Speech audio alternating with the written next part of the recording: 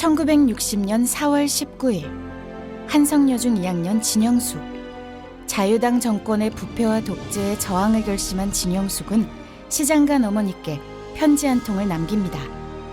어머님께 시간이 없는 관계로 어머님을 뵙지 못하고 떠납니다. 끝까지 부정선거 데모로 싸우겠습니다. 저는 아직 철없는 줄 압니다.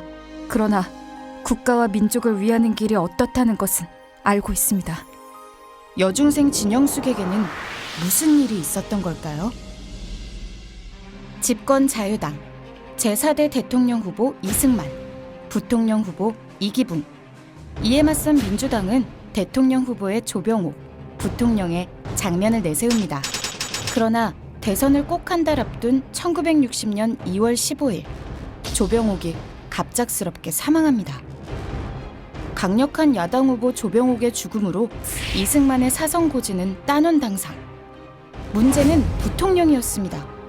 85세 고령의 이승만이 유고시 대통령 권한을 승계하는 부통령에 이기붕이 당선될지는 장담할 수 없는 상황. 대선 승리를 앞둔 집권 자유당. 최대 당면과제 이기붕의 부통령 당선을 위해 치밀한 부정선거 시나리오를 가동합니다.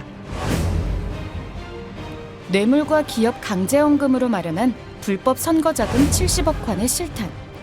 전국의 공무원과 경찰, 반공 청년단 등 온 나라가 자유당 재집권을 위해 일사불란하게 움직입니다. 마침내 1960년 3월 15일 운명의 날.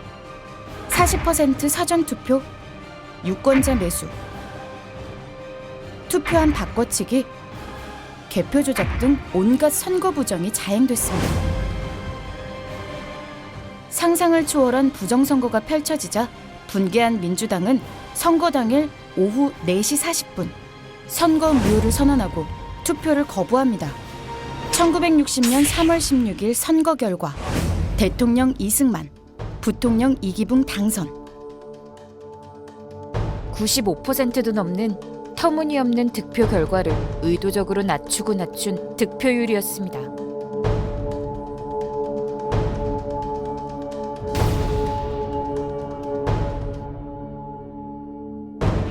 (1960년 3월 15일) 선거 당일 마산에서 최초의 부정선거 규탄 시민항쟁이 시작됩니다. 그로부터 27일 뒤인 1960년 4월 11일 오전 11시 30분 마산 앞바다에 한 어린 학생의 시신이 떠오릅니다. 3월 15일 부정선거 규탄 시위에 참가했다 행방불명된 김주열의 처참한 주검이었습니다. 한 기자가 몰래 촬영한 참혹한 사진 한 장. 전국은 이 한 장의 사진으로 들불처럼 타오르기 시작합니다. 또 한 장의 사진이 사람들을 분노하게 했습니다. 4월 18일 고려대생 3천여 명이 부정선거와 독재를 규탄하는 평화적 시위를 벌이고 있었습니다.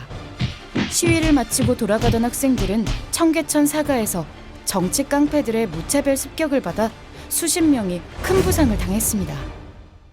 이 모습은 다음 날 조간신문에 그대로 실려 국민들의 분노가 폭발하게 됩니다. 지금 저와 저의 모든 친구들, 그리고 대한민국 모든 학생들은 우리나라 민주주의를 위하여 피를 흘립니다. 저의 모든 학우들은 죽음을 각오하고 나선 것입니다. 저는 생명을 바쳐 싸우려고 합니다. 데모하다 죽어도 원이 없습니다. 진영숙의 외침처럼 분노한 시민들은 일제히 투쟁에 나섰고 전국으로 번진 시위의 불길은 걷잡을 수 없이 불타올랐습니다. 4월 혁명은 그야말로 학생혁명이었습니다. 대학생들과 중고등학생, 심지어 초등학생들도 시위에 앞장섰습니다. 1960년 4월 19일 오후 1시 태평로 국회의사당 앞. 폭력적 진압에 분노한 시위대는 어느새 10만 명을 훌쩍 넘어섰습니다. 오후 1시 40분 최후의 저지선 경무대 앞은 시위대의 함성과 총성이 뒤섞인 아비규환의 지옥이었습니다. 시위대를 향한 살인적인 진압과 무장경찰의 무차별 발포가 시작됩니다. 현장에서 21명이 죽고 172명이 중경상을 입었습니다. 피해 화요일 4월 19일은 그렇게 저물어갔습니다.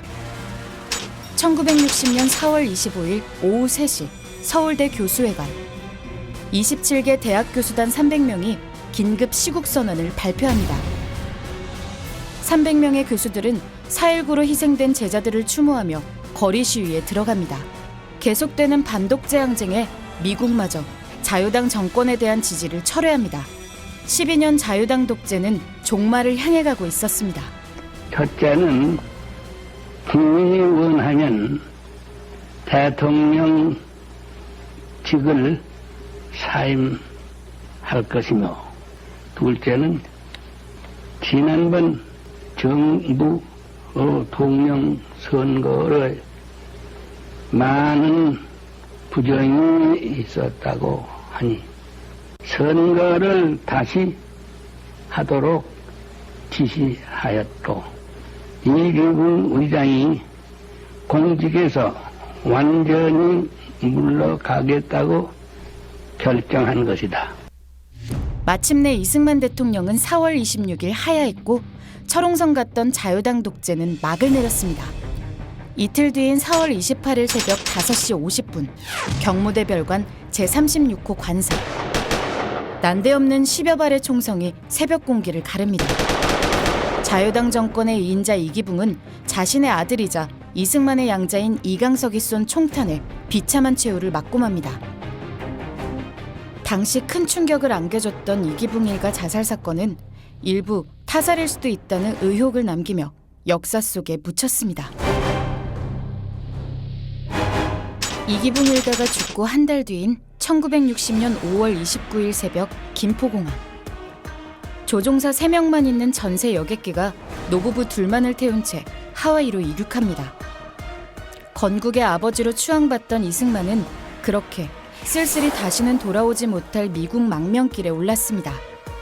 진영숙의 바람대로 자유당 독재는 무너졌지만 그녀는 다시 어머니 품으로 돌아오지 못했습니다. 편지를 써놓고 맨몸으로 나선 진영숙은 미아리 고개에서 경찰이 쏜 총탄에 목숨을 잃고 만 것입니다. 당시 나이 15, 어린 소녀 진영숙은 그렇게 짧은 생을 마쳤습니다. 어머님, 저를 사랑하시는 마음으로 무척 비통하게 생각하시겠지만은 온 결의의 앞날과 민족의 해방을 위하여 기뻐해 주세요. 이미 저의 마음은 거리로 나가 있습니다. 너무도 조급하여 손이 잘 놀려지지 않는군요. 부디 몸 건강히 계세요. 수많은 진영숙의 피와 희생으로 이룩한 민주화 정의, 반독재 민주시민혁명, 4월혁명, 대한민국 민주주의 역사가 그날 다시 쓰여졌습니다.